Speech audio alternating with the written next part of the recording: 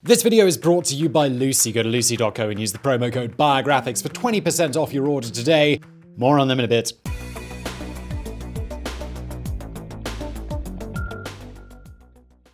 The Fourth Dynasty of Egypt is considered a golden age for the ancient civilization, perhaps even its most successful period ever. That's because it was a prosperous chapter in Egypt's history which arguably gave the world its most iconic landmarks of the ancient world. The pyramids. Sometimes we associate these structures with the entire time span of the pharaohs, also known as the dynastic era, which lasted for thousands of years. In reality, though, most of the pyramids were constructed in the early stages of ancient Egypt, during the period known as the Old Kingdom, which only lasted for around 500 years. The Old Kingdom stretched over 4 different dynasties, from the 3rd to the 6th, but it was the Fourth Dynasty that was responsible for many of the megalithic monuments that still stand today. This includes the greatest pyramid of them all, the Pyramid of Giza, as well as the Sphinx. That is why we'll be doing something a bit different today. We'll not be looking at a single ruler, mainly because detailed information on any of the Old Kingdom pharaohs is hard to come by. Instead, we will be examining the entire Fourth Dynasty, composed of Egypt's greatest pyramid builders.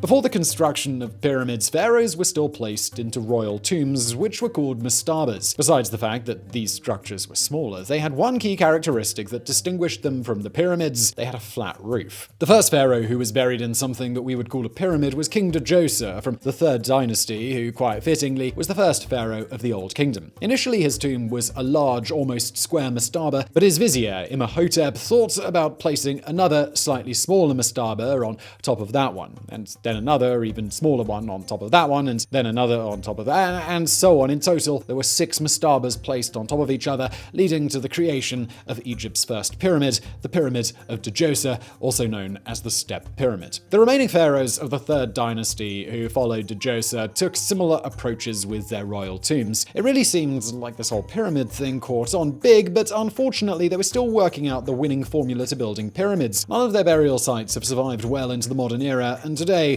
there are many ruins. The last ruler of the Third Dynasty, Pharaoh Huni, died sometime around 2600 BC, thus making way for the Fourth Dynasty to arrive and really show them how it's done.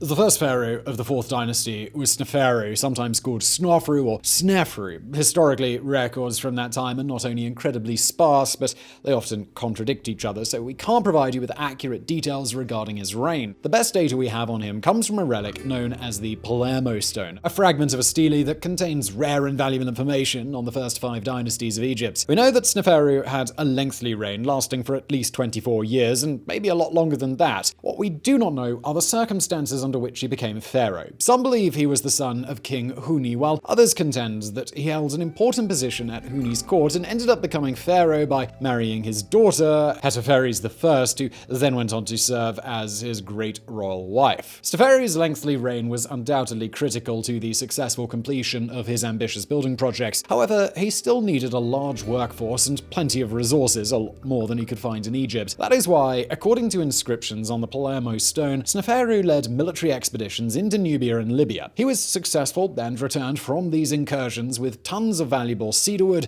thousands of prisoners, and tens of thousands of cattle, sheep, and goats to feed his growing labor force. With these resources, Sneferu built 3 pyramids and kicked off in earnest ancient Egypt's golden age of pyramids. All of them were constructed at a site named Dahsur. The first one, known as the Maiden Pyramid, or Maiden Pyramid, different spellings, is believed to have been originally ordered by Pharaoh Huni and then finished by Sneferu when his predecessor did not have time to complete it in his lifetime. Its look is somewhat unique in ancient Egypt. It started off as a step pyramid, like the ones before it, but at some point, presumably under Sneferu, an extension was added on the outside by filling and encasing the steps in limestone, thus making it smooth-sided. This technique did not give the pyramid a lot of stability though, and it collapsed soon after. The second one also has a distinct appearance that set it apart from other Egyptian pyramids. Sneferu was nothing if not an innovator. The lower half of the pyramid was built at a 51-degree inclination. However, for the upper half, the angle of incline decreased to 43 degrees, thus becoming visibly less steep.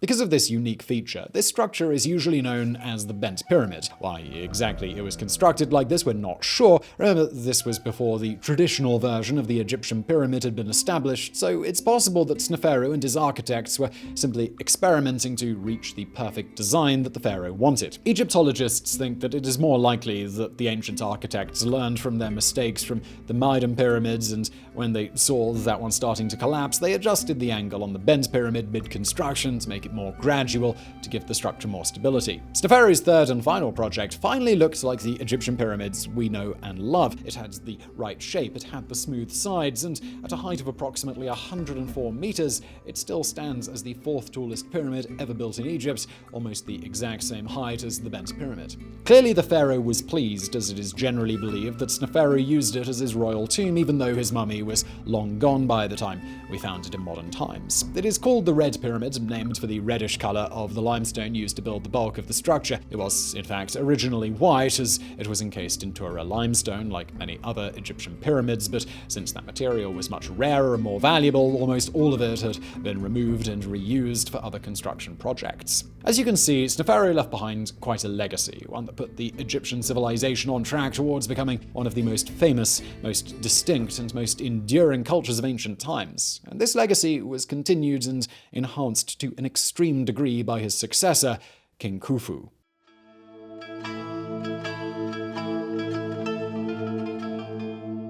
Like most other details from that era, the succession from Sneferu to Khufu is one big question mark. We're not sure when or why the older pharaoh died or when his son became the new pharaoh, but historical records like the Turin King List indicate that Khufu had a long reign of at least 23 years. He is sometimes identified by his Greek name Cheops and also Suphis, a name given to him by an Egyptian historian called Manetho, who lived 2,200 years later, but still represents one of our main sources for the early history of Egypt. Details of Khufu's reign are scarce, but it seems that he also had some modest military ambitions, and he continued his kingdom's expansion into Sinai. Some historians, mainly Herodotus, make Khufu out to be a cruel ruler who was only interested in his building projects, and he didn't care about his people. While this might be true, Herodotus also said some things that were demonstrably false, which undermines his credibility a bit, such as a tributary of the Nile being diverted to flow into the pyramid to create a little island where the pharaoh was buried.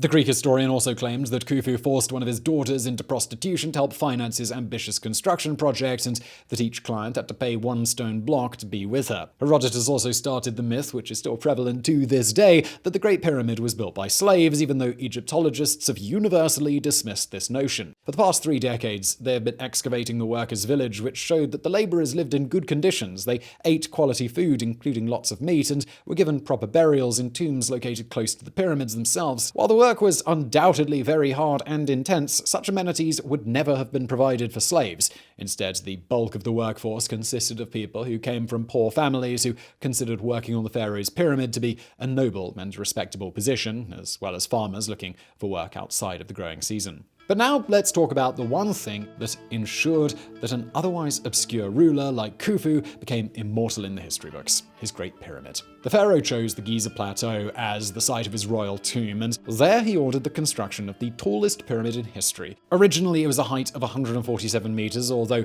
it's lost 10 meters due to erosion and vandalism. We should also stress that we said tallest, not largest, as that second distinction goes to the Great Pyramid of Cholula in Mexico. But even so, the Pyramid of Khufu remains a tremendous landmark, one that practically defines the ancient era. As one of the 7 wonders of the ancient world, it predated the others by at least 2,000 years, and today it's the only one that still stands. There is a lot to say about the Great Pyramids. There is so much, in fact, that we already devoted an entire video to it and the other pyramids at Giza on our sister channel Geographics, so you can check that out if you want an in-depth look at that ancient marvel. As for us, we still have 4 more pharaohs to get through, so let's crack on. But before we do crack on, let me tell you about our fantastic sponsor today, Lucy. Now maybe you're sitting there at work, get back to work, or in Starbucks watching this video and wondering, well, who's Lucy?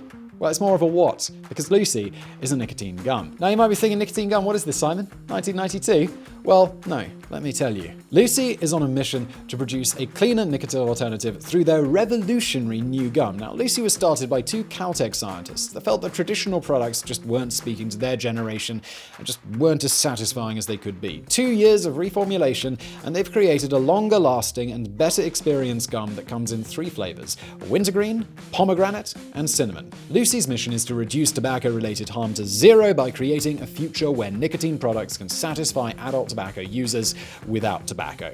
Look, we all know that smoking is bad for you. That's obvious. And that is why Lucy have created a product that allows you to get the buzz you're looking for without tobacco. Go to lucy.co and use the promo code Biographics for 20% off your order. That's lucy.co, Lucy.co, or just click the link in the description below and use the code Biographics to get 20% off. Just a warning that this product contains nicotine. Nicotine is an addictive chemical.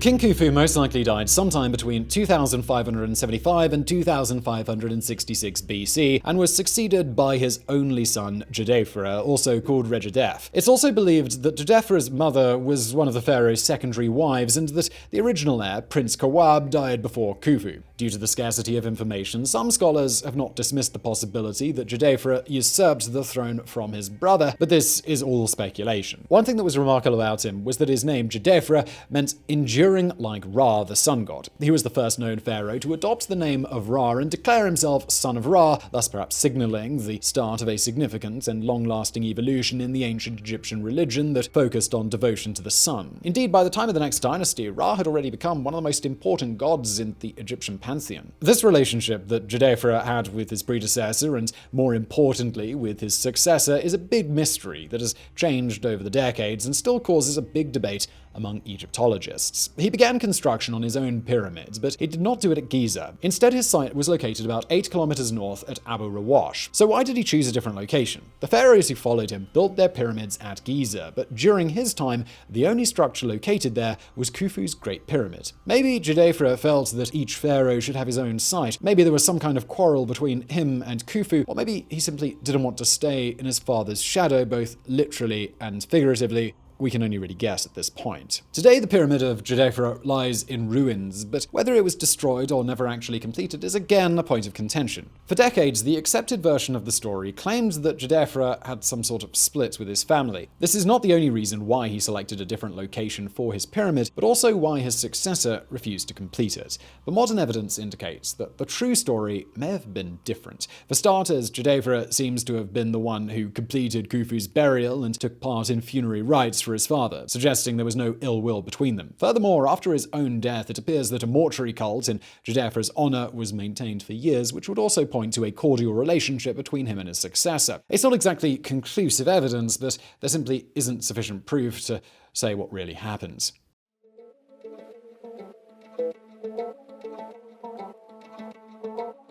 Djedefra was succeeded by Khafre, who is also known as Khafre and the Greek version Khafre. He was not his predecessor's son. No, in fact, his father was also Khufu, so Djedefra and Khafre were most likely half-brothers. Most signs indicate that Djedefra had a short reign of only 8 years, possibly one of the reasons why his pyramid was unfinished. Another possible, and dare we say more plausible reason, was that Khafre was simply too preoccupied with his own pyramid to care about that of his predecessor. As will soon become clear, the pharaoh had lofty ambitions that rivaled, perhaps even surpassed, those of his father, so he couldn't waste his time and resources building Djedefra's pyramid. Fortunately for him, Khafre had a lengthy reign of approximately 25 years, so he had time to enact his construction plans. He went back to Giza and built the Pyramid of Khafre, the second largest structure on the plateau and the second largest pyramid in Egypt overall. At a height of around 136 meters and a half, it is slightly shorter than the Pyramid of Khufu, but it appears to be the tallest of the group because it was built on a 10-meter high bit of bedrock. Khafre's pyramid is easily distinguishable because of the three, it is the only one whose top still includes part of the original outer casing stones. The pharaoh's complex also contained other structures such as a mortuary temple, a valley temple, and a much smaller pyramid, probably for his royal wife. But there is something else there that is unique and almost as famous as the pyramids themselves, the Great Sphinx of Giza. It is not completely certain that the Sphinx was built on Khafre's orders, but its position in front of his pyramid, not to mention the fact that many believe the Sphinx bears the pharaoh's likeness, both indicate that Khafre was the one who commissions this giant statue. Its true purpose, however, remains somewhat of a mystery, as does the identity of the person who destroyed the statue's nose and beard. There is a popular myth that puts blame on Napoleon, claiming that he destroyed the features with cannon fire during his military campaign in Egypt. However, there are earlier historical records of the Sphinx that mention the missing nose, showing that it had already been destroyed by the time Napoleon arrived on the scene.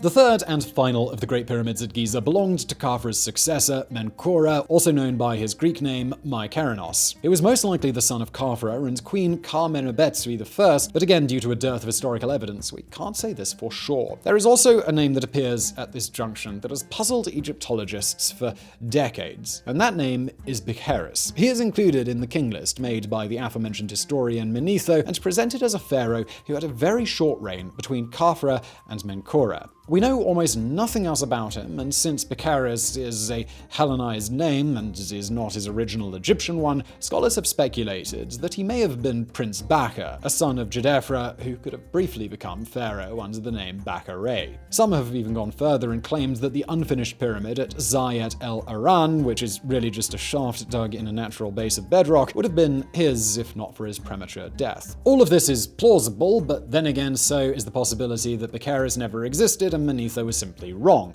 Remember, he lived 2,000 years later, and his work already contains other errors, so it's not an infallible source. But let's go back to Menkaure. His pyramid is by far the smallest of the three on the Giza Plateau. Rising to a height of 65 meters, it was less than half of the other two built by Khufu and Khafre. However, it is remarkable in another way. It has three smaller satellite pyramids, which were most likely intended for his queens. Khafre's pyramid also had a subsidiary, but that one was really tiny. This shows that the priorities might have shifted somewhat. If Menkaure truly cared only about the grandness of his pyramid, he could have taken the stones used for the other three pyramids and made his much bigger. His successor didn't even bother with his own pyramid, and this could indicate that even before the Fourth Dynasty ended, the Egyptians might have already gotten over the whole pyramid thing. Or their reasons could have been more practical in nature. Each pharaoh trying to build a pyramid bigger than the last was simply not a sustainable model, regardless of how prosperous the kingdom was. It is entirely possible that Khufu and Khafre nearly exhausted Egypt's resources with their two pyramids. Despite the smaller scale of his project, Menkaure did not finish building it in his lifetime. When he died circa 2500 BC, only one of the satellite pyramids had been completed,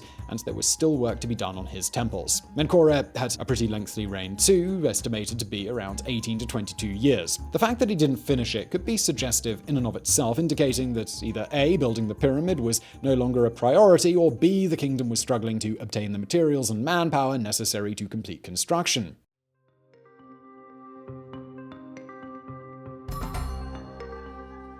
Menkaure was succeeded to the throne of Egypt by the sixth and final pharaoh of the Fourth Dynasty, who was another enigmatic ruler about whom we know next to nothing. His name was Shepseskaf, and he was probably Menkaure's son. He had a short reign between 4 and 8 years, depending on the source. In that time, he was basically known for doing two things. The first was finishing the work on the temples of Menkaure, since that was where people came to worship the deceased pharaoh. The cult of Menkaure lasted for around 300 years, showing that he had been quite popular and beloved as pharaoh. The second thing accomplished by Shepseskaf was to build his own royal tomb, the Mastabat el Pharaon, or Pharaoh's Bench. But as its name indicates, this was not a pyramid, but rather a mastaba, the older structure used as a royal tomb by previous dynasties. Shepseskaf was the first and only pharaoh of the Fourth Dynasty to forego the pyramid in favor of a more basic mastaba. He also didn't build at Giza, but rather in Saqqara, and there is another difference spotted in his name. Unlike the previous three pharaohs, Shepseskaf's name no longer ended in Re. Instead, his name meant his soul is noble, and it did not contain a reference to the sun god Ra or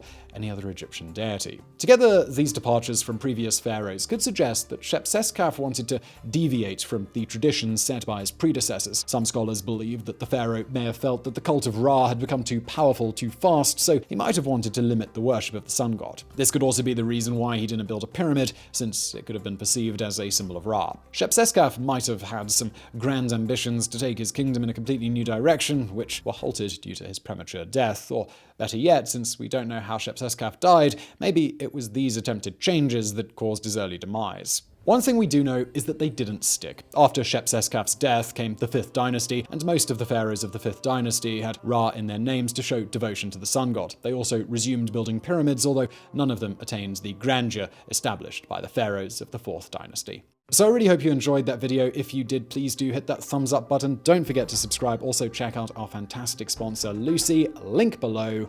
And thank you for watching.